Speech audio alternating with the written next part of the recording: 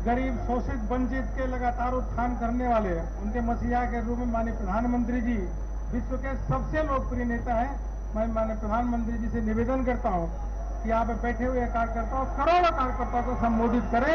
माननीय प्रधानमंत्री जी।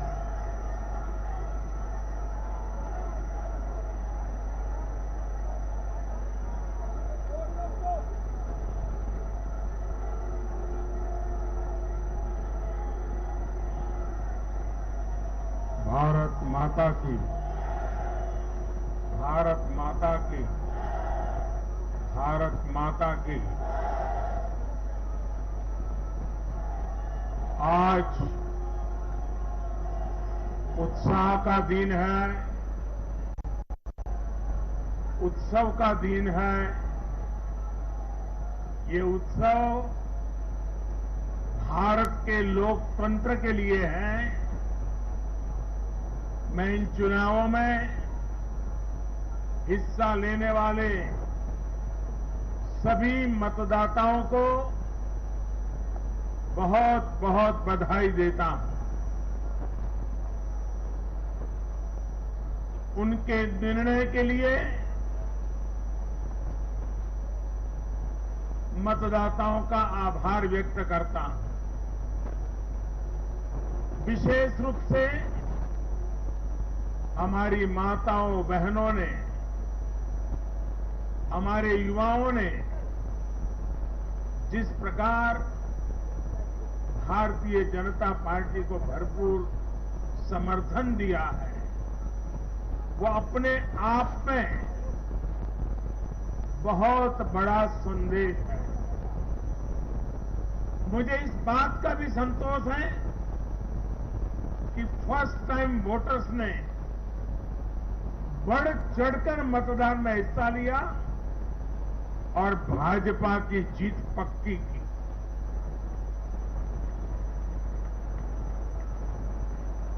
चुनाव के दौरान भाजपा के कार्यकर्ताओं ने मुझसे वादा किया था कि इस बार होली 10 मार्च से ही शुरू हो जाएगी।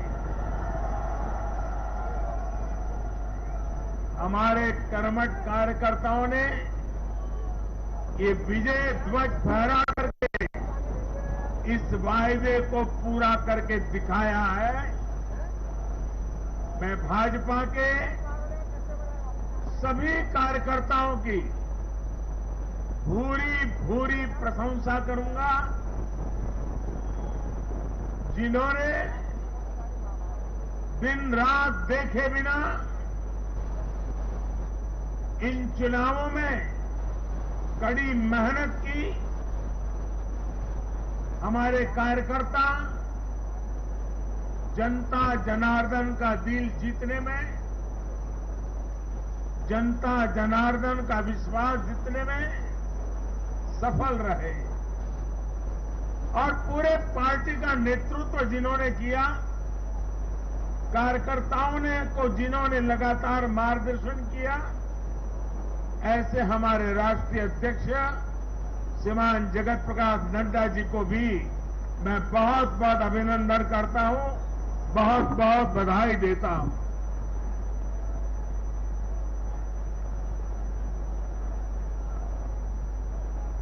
पार्टी के हर छोटे मोटे सभी कार्यकर्ताओं ने उनके अथक परिश्रम से आज एनडीए के लिए जीत का चौका लगाया है।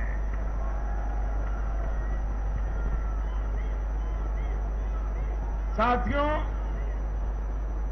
उत्तर प्रदेश ने देश को अनेक प्रधानमंत्री दिए,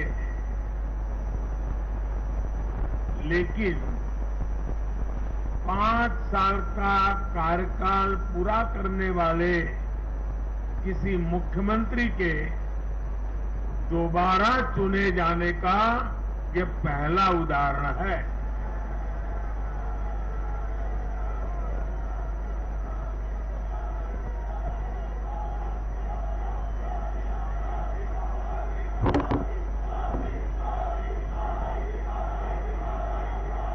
अभी नड्डा जी ने विस्तार से बताया, उत्तर प्रदेश में 37 साल बाद कोई सरकार लगातार दूसरी बार सत्ता में आई है।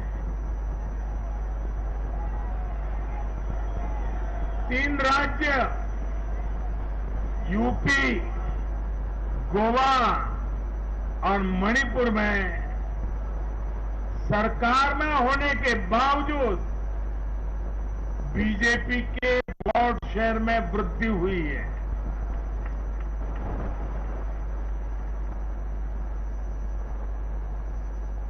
गोवा में सारे एग्जिट पोल गलत निकल गए और वहां की जनता ने तीसरी बार सेवा करने का मौका दिया है। 10 साल तक सत्ता में रहने के बाद भी राज्य में बीजेपी की सीटों की संख्या बढ़ी है। उत्तराखंड में भी भाजपा ने नया इतिहास रचा है। राज्य में पहली बार कोई पार्टी लगातार दूसरी बार सत्ता में आई है। यानी सीमा से सटा एक पहाड़ी राज्य, एक समुद्र तटीय राज्य और एक मां गंगा का विशेष आशीर्वाद प्राप्त एक राज्य और पूर्वोत्तर सीमा पर एक राज्य, भाजपा को चारों दिशाओं से आशीर्वाद मिला है।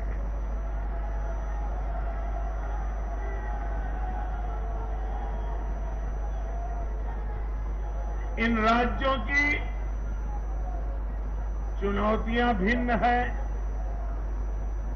सबकी विकास की यात्रा का मार्ग भिन्न है, लेकिन सबको जो बात एक सूत्र में पिरो रही है वो है भाजपा पर विश्वास। भाजपा की नीति, भाजपा की pro poor, pro active governance पर एक प्रकार से बड़ी मजबूत मोहर लगाते हैं।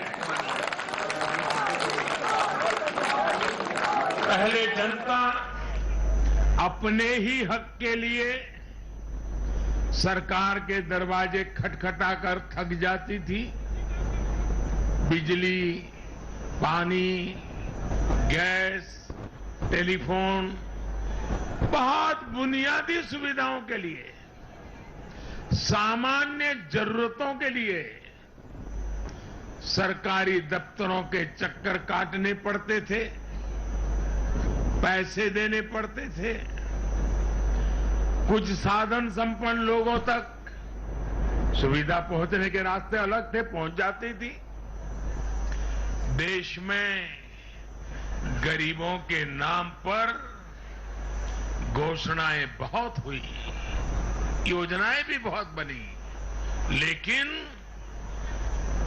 उस योजनाओं का जो हकदार था, जिस गरीब का उस पर हक था, उसके लिए ये हक उसको मिले बिना परेशानी को मिले, उसके लिए गुड गवर्नेंस, डिलीवरी, इसका बड़ा महत्व होता है। लेकिन भाजपा इस बात को समझती है और मैं लंबे अरसे तक मुख्यमंत्री के नाते काम करके आया हूं, इसलिए मुझे पता है कि आखिरी इंसान की सुविधा के लिए कितनी मेहनत करनी चाहिए। बीते वर्षों में हमने गवर्नेंस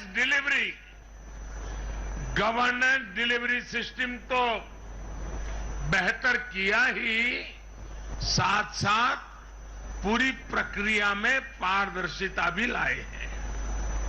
भाजपा गरीब को भरोसा देती है कि प्रत्येक गरीब तक सरकार ने निर्णय की हुई सुविधाएं जरूर पहुंचेगी।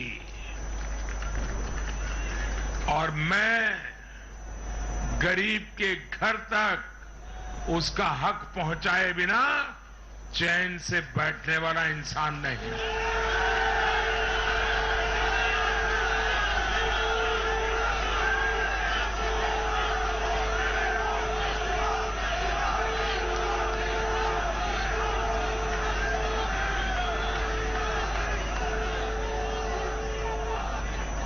दो दशक से भी ज्यादा समय तक हेड ऑफ द गवर्नमेंट के रूप में सेवा करने का मुझे सौभाग्य मिला है।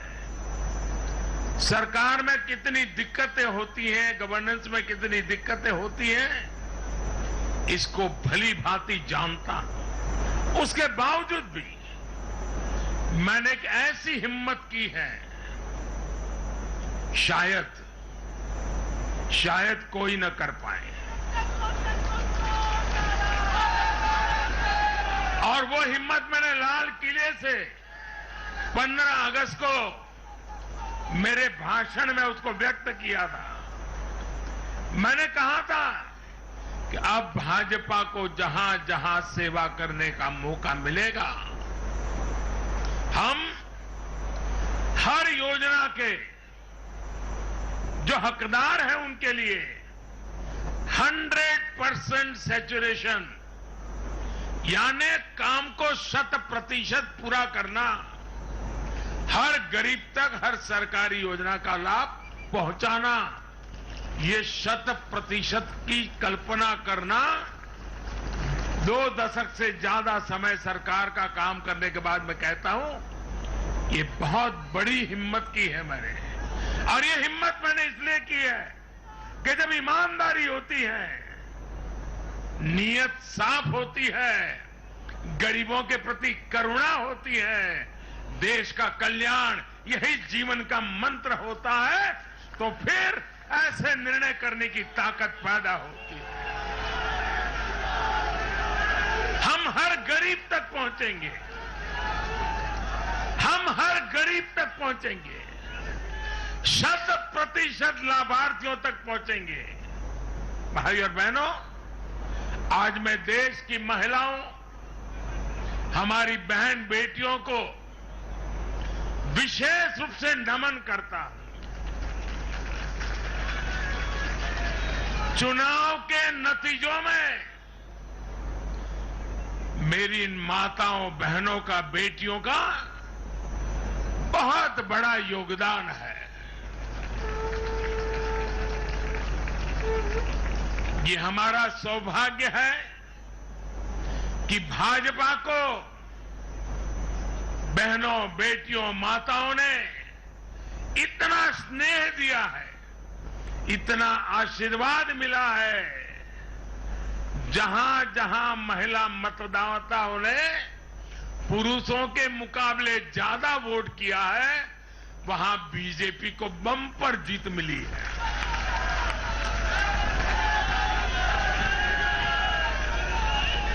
एक प्रकार से हमारी माताएं, बहनें, हमारी बेटियां, हमारी ये स्त्री शक्ति भाजपा की जीत की सारथी बनी है।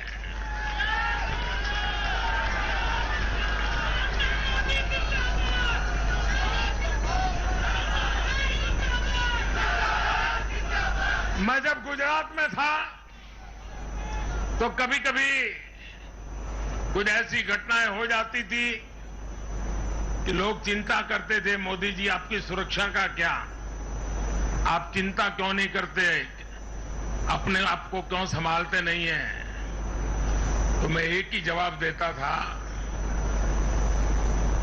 कि कोटि कोटि माताओं का, स्त्री शक्ति का मुझे सुरक्षा कवच मिला हुआ है।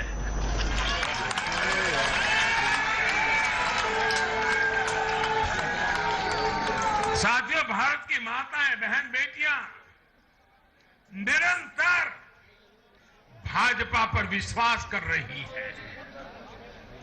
उनको पहली बार विश्वास मिला है कि सरकार उनकी छोटी से छोटी जरूरतों को भी ध्यान में रखती है। साथियों, इन चुनावों के नतीजों ने एक बात और साफ कर दी है कि यूपी की जनता को,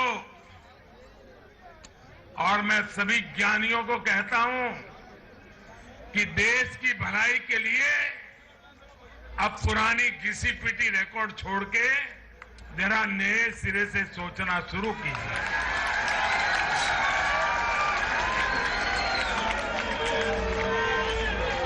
इस देश के लिए बड़ी दुख की बात है। मैं स्वयं बहुत दुख अनुभव करता था जब ये ज्ञानी लोग यूपी की जनता को सिर्फ और सिर्फ जातिवाद के तराजू से तोलते थे, जातिवाद की दृष्टि से देखते थे। मैं समझता हूं कि उत्तर प्रदेश के नागरिकों को जातिवाद की बाड़ाबंदी में बांध करके वे उन जातियों का अपमान करते थे, उन नागरिकों का अपमान करते थे, पूरे उत्तर प्रदेश का अपमान करते थे।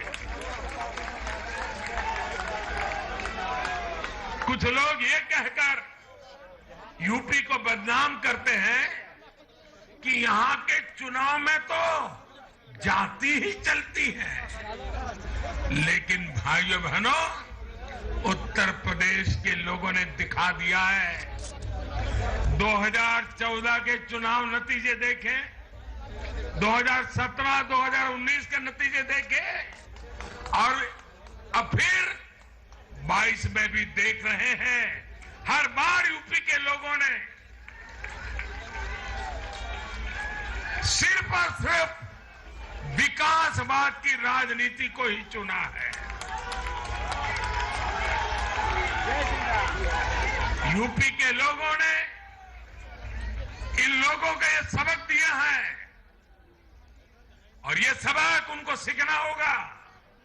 यूपी के गरीब से गरीब व्यक्ति ने, यूपी में गांव में रहने वाला व्यक्ति हो, पढ़ा लिखा हो या अनपढ़ हो, यूपी के हर मतदाता ने, हर नागरिक ने एक सबक दिया है कि जाति की गरिमा, जाति का मान देश को जोड़ने के लिए होना चाहिए, देश को तोड़ने के लिए नहीं होना चाहिए।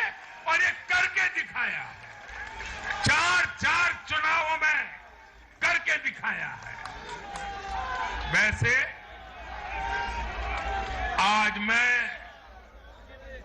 ये भी कहूंगा कि 2019 के चुनाव नतीजों के बाद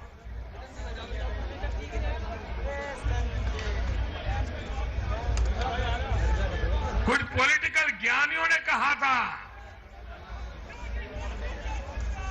2019 में जब लोकसभा में हम दोबारा जीत करके आए तो उस ज्ञानियों ने कहा था कि भाई 2019 के जीत में क्या है, ये तो 2017 में ही तय हो गई थी,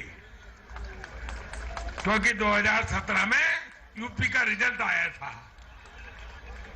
मैं मानता हूं इस बार भी ये ज्ञानी जरूर कहने की हिम्मत करेंगे कि 2022 के नतीजों ने 2024 के नतीजे तय कर दिए हैं।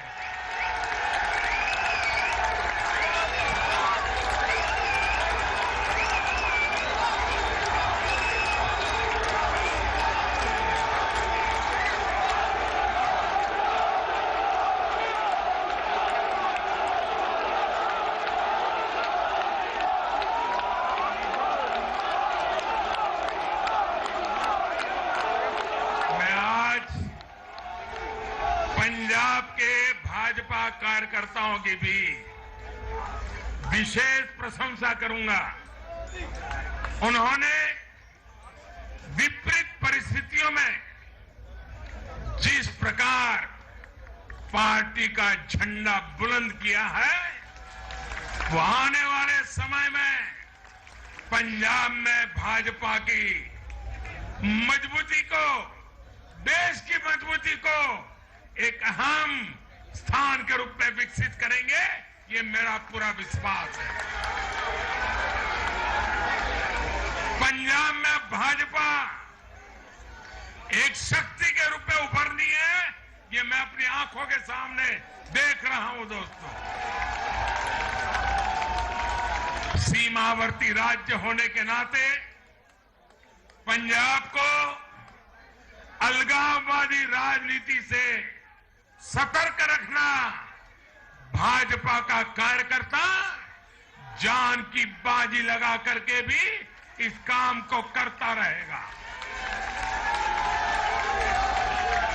आने वाले 5 सालों में भाजपा का हर कार्यकर्ता वहां इस दायित्व को जोर शोर से निभाने वाला है। ये विश्वास मैं पंजाब की जनता को आज देना चाहता हूं। साथियों, ये चुनाव ऐसे समय में हुए हैं जब दुनिया 100 साल के सबसे बड़े कोरोना जैसी महामारी के संकट से लड़ रही है। पूरी मानव जात, पूरा विश्व 100 साल में ऐसी बीमारी नहीं देखी, ऐसी मुसीबत से लड़ना नहीं पड़ा है। ये जैसे कुछ कम था तो युद्ध ने भी विश्व की चिंताएं बढ़ाई है। इन परिस्थितियों में दुनिया भर की सप्लाई चेन छिन्न भिन्न हो गई है। 2 साल से सप्लाई चेन पर बहुत ही विपरीत प्रभाव हुआ और युद्ध ने उसमें और जोर दिया। इन चुनौतियों से निपटने के लिए भारत ने जो कदम उठाए, आर्थिक स्तर पर जो फैसले लिए, गरीब कल्याण के जो फैसले लिए, उन सभी ने भारत को संभल कर आगे बढ़ने में बहुत मदद की। भारत बच पाया है क्योंकि हमारी नीतियां जमीन से जुड़ी रही। हमारी नीतियां जमीन से जुड़ी रही और हमारे प्रयास निष्ठा और नियत की पटरी पर अविरत आगे बढ़ते रहे। जहां जहां डबल इंजन की सरकार रही, वहां पर जनता के हितों की डबल सुरक्षा हुई और विकास के कार्यों की गति भी तेज हुई। इस समय जो युद्ध चल रहा है, उसका प्रभाव प्रत्यक्ष और परोक्ष रूप से दुनिया के हर देश पर पड़ रहा है। भारत शांति के पक्ष में है, बातचीत से हर समस्या को सुलझाने के पक्ष में है। लेकिन जो देश सीधे जंग लड़ रहे हैं, भारत का उनसे आर्थिक दृष्टि से, सुरक्षा की दृष्टि से, शिक्षा की दृष्टि से, राजनीतिक दृष्टि से नाता है। भारत की बहुत सारी जरूरतें इन देशों से जुड़ी हुई है। भारत बाहर से जो कच्चा तेल मंगाता है, पाम ऑयल मंगाता है, सनफ्लावर ऑयल मंगाता है, उसकी कीमत भी अंतर्राष्ट्रीय बाजार में बहुत तेजी से बढ़ रही है। कोयला हो, गैस हो, फर्टिलाइजर हो, सभी की कीमतों में पूरी दुनिया में कल्पना बाहर का उछाल आ रहा है। युद्ध के कारण पूरी दुनिया में महंगाई बढ़ रही है।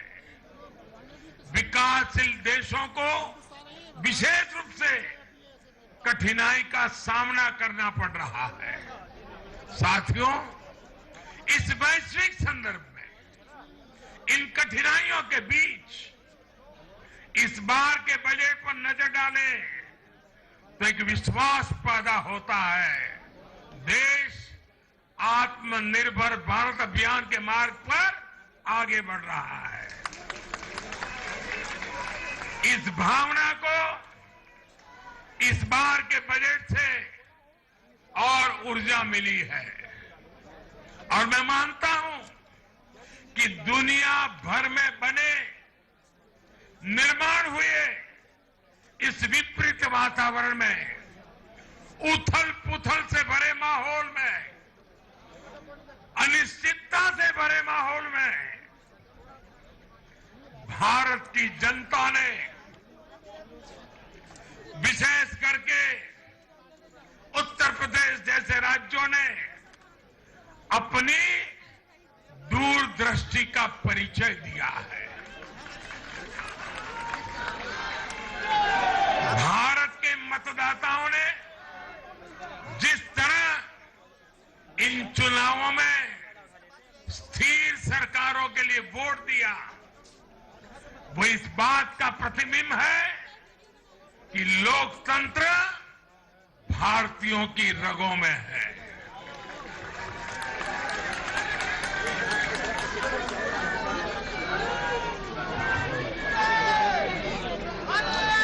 लेकिन भाई और बहनों, आज इस अवसर पर मैं देश के सामने अपनी कुछ चिंताएं भी रखना चाहता हूं। देश का नागरिक तो बहुत जिम्मेदारी के साथ देश के हित में अपना काम कर रहा है। जब भी उसको अवसर मिलता है वो जिम्मेदारी के साथ पेश आता है। देश का सामान्य नागरिक राष्ट्र निर्माण में जुटा है, लेकिन हमारे यहां कुछ लोग लगातार राजनीति का स्तर गिराते जा रहे हैं। कोरोना के इस समय में भी हमने देखा है कि इन लोगों ने देशवासियों को गुमराह करने की लगातार कोशिश की। वैक्सीनेशन के हमारे प्रयासों की दुनिया प्रशंसा कर रही है, लेकिन इस पवित्र कार्य पर, मानवता के कार्य पर, सेवा के कार्य पर भारत की वैक्सीन पर भी सवाल उठाए गए। दुर्भाग्य की बात है, जब यूक्रेन में हजारों भारतीय विद्यार्थी, हमारे छात्र, हमारे नागरिक फंसे हुए थे, तब भी देश का मनोबल तोड़ने की बातें हो रही थी। जो वहां फंसे थे उनके परिवारों की चिंता बढ़ाने का काम हो रहा था। ये लोग उन बच्चों में असुरक्षा की भावना बढ़ा रहे थे, यहां उनके परिवार वालों की चिंता बढ़ा रहे थे। इतना ही नहीं, इन लोगों ने ऑपरेशन गंगा को भी प्रदेशवाद की बेड़ियों में बांधने की कोशिश की।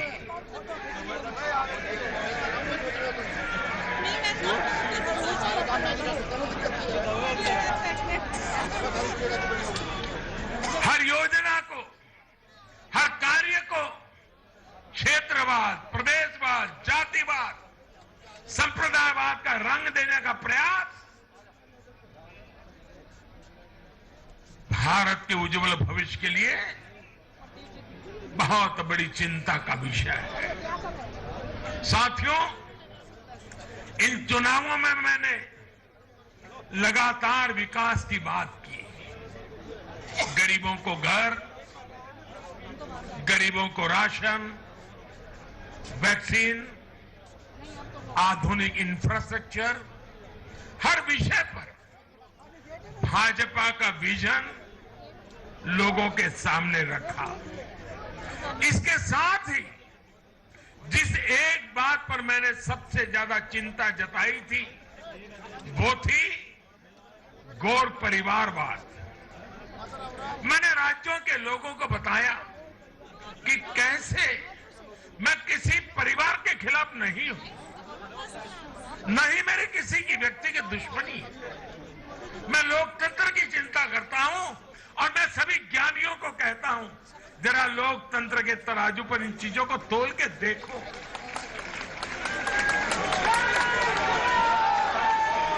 और मैंने लोगों को बताया कैसे परिवारवादी राजनीति ने उनके राज्य का कितना नुकसान किया है, राज्य को पीछे ले जा रहा है। और मुझे खुशी है कि मतदाताओं ने इस बात को समझते हुए भी इस चुनाव में अपना वोट दिया है, लोकतंत्र की ताकत को मजबूत किया। साथियों, ये लगातार बहस बहुत जरूरी है।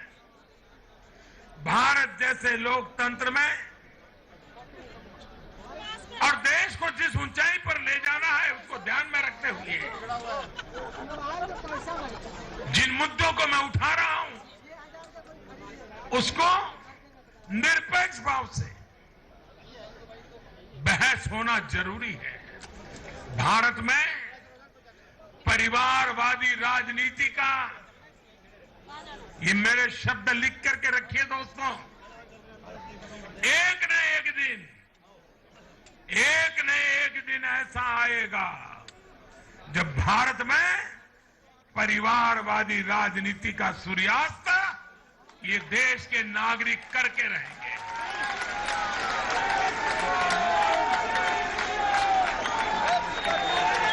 इस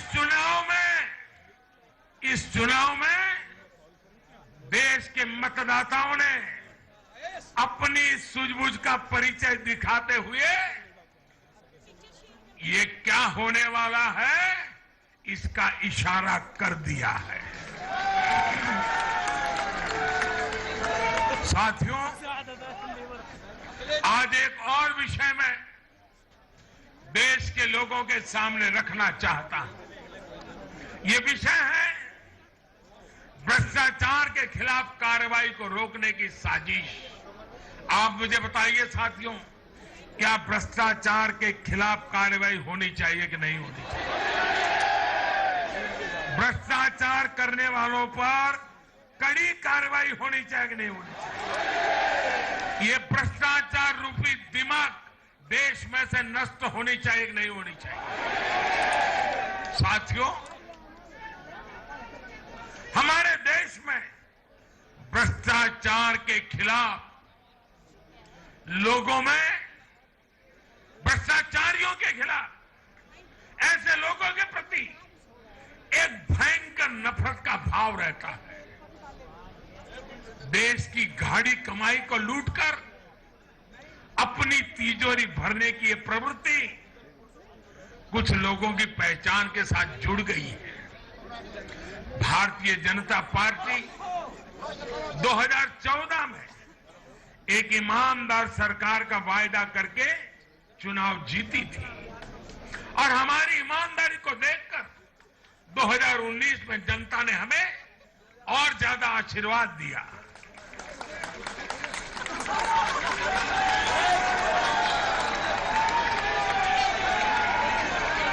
और देश हमसे अपेक्षा करता है कि मोदी जी, आपकी सरकार सिर्फ प्रामाणिक रहे इतना इनफ नहीं है। आप ही हैं, आप ही की सरकार है जो भ्रष्टाचारियों को सजा कर सकती है, उन पर कठोर से कठोर कार्रवाई कर सकते हैं। मुझे बताइए, जनता की इस अपेक्षा को मुझे पूरा करना चाहिए, नहीं करना चाहिए? जनता की आशा आकांक्षा के लिए सरकार ने जिम्मेवार व्यवहार करना चाहिए कि नहीं करना चाहिए? लेकिन आज हम देख रहे हैं जो निष्पक्ष संस्थाएं, जो पूरी तरह इंडिपेंडेंट है, वे अगर भ्रष्टाचार के खिलाफ कार्रवाई करते हैं तो ये लोग और उनका पूरा इकोसिस्टम अब भ्रष्टाचारियों की रक्षा करने के लिए उन संस्थाओं को बदनाम करने के लिए मैदान में आ गए हैं।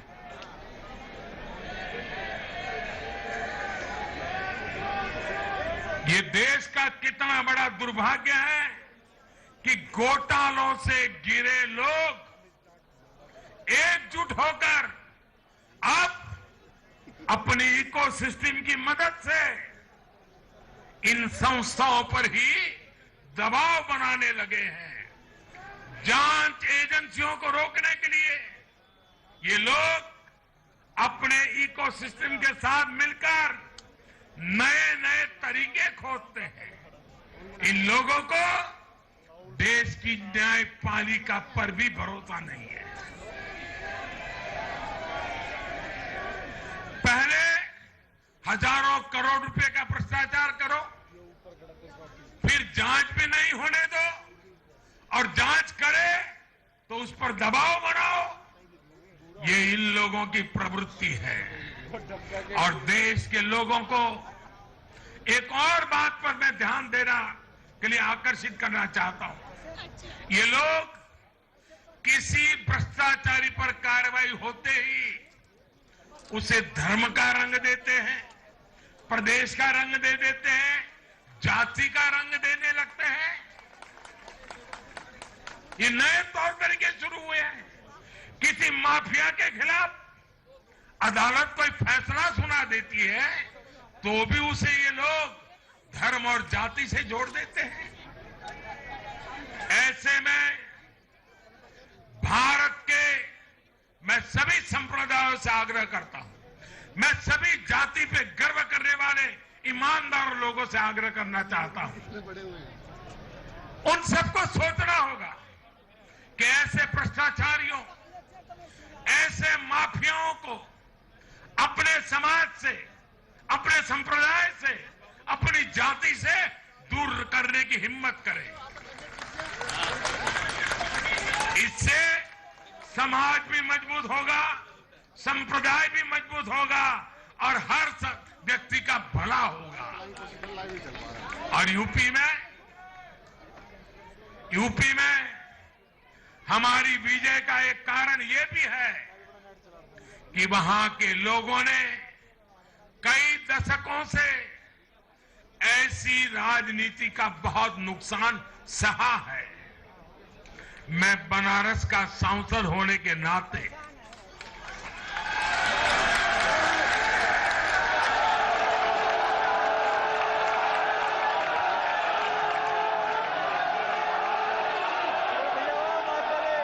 यूपी के लोगों के प्यार और आशीर्वाद ने मुझे भी यूपी वाला बना दिया।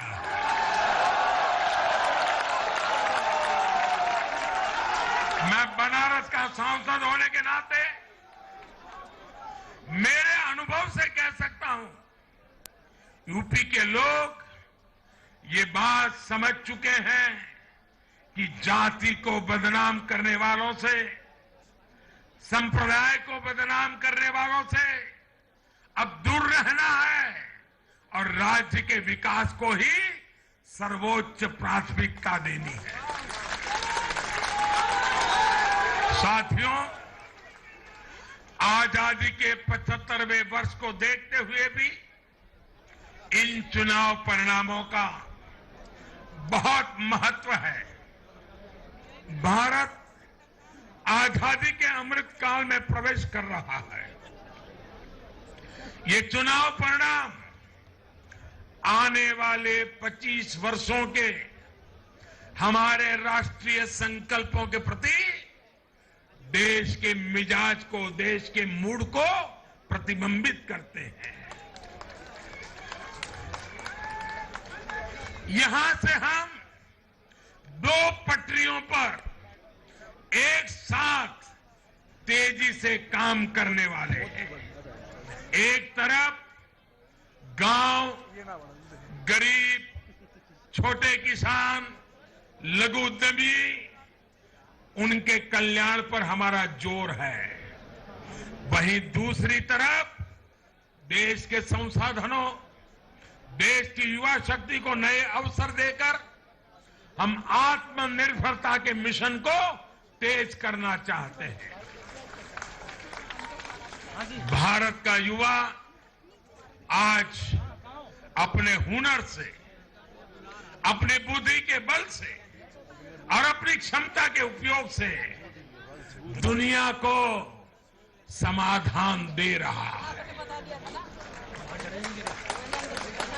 दुनिया का सबसे बड़ा और सबसे तेज टीकाकरण अभियान आज के भारत के सामर्थ्य का बड़ा उदाहरण है। आज भारत डिजिटल पेमेंट सिस्टम में आत्मनिर्भर हो रहा है। स्टार्टअप के क्षेत्र में अपना सामर्थ्य बढ़ा रहा है और तकनीक के क्षेत्र में नई नई उपलब्धियां प्राप्त कर रहा है। और यह सब हो रहा है उसकी युवा शक्ति के कारण। भारत में शिक्षा का स्तर उच्च कोटि का हो, जो देश और दुनिया की जरूरतों को पूरा करने वाली वर्कफोर्स तैयार कर सके, यह हमारा संकल्प है।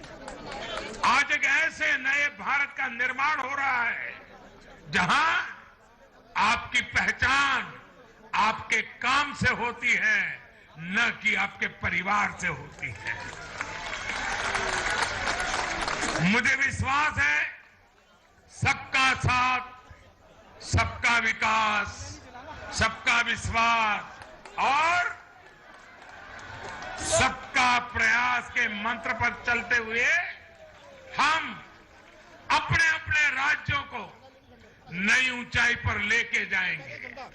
जब देश के हर राज्य का विकास होगा तो देश का भी विकास होगा। और मुझे तो गुजरात में इतने साल काम किया, दिल्ली में सरकार भारतीय जनता पार्टी को अच्छा मानने वाली सरकार नहीं थी। हमारी सरकार में रोड़े अटकाने के सोच वाली सरकार थी। फिर भी गुजरात में हमारा मंत्र यही था, भारत के विकास के लिए गुजरात का विकास।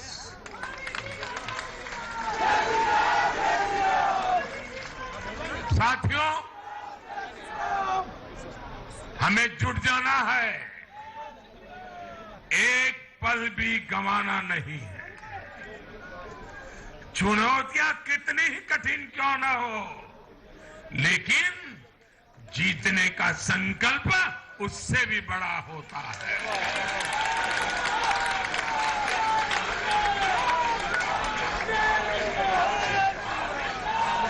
बड़े संकल्पों के साथ, बड़े सपनों के साथ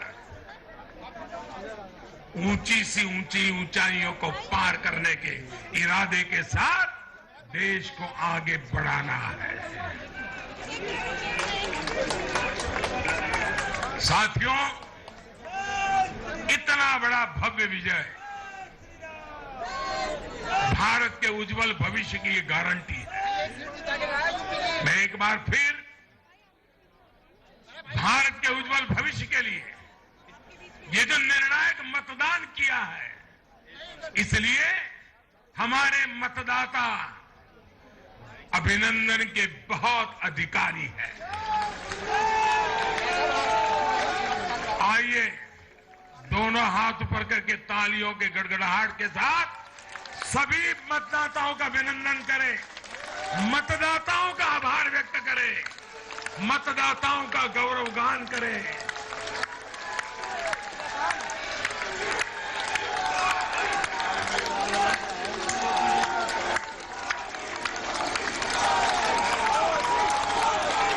भारत माता की, भारत माता की, भारत माता की। बहुत बहुत धन्यवाद।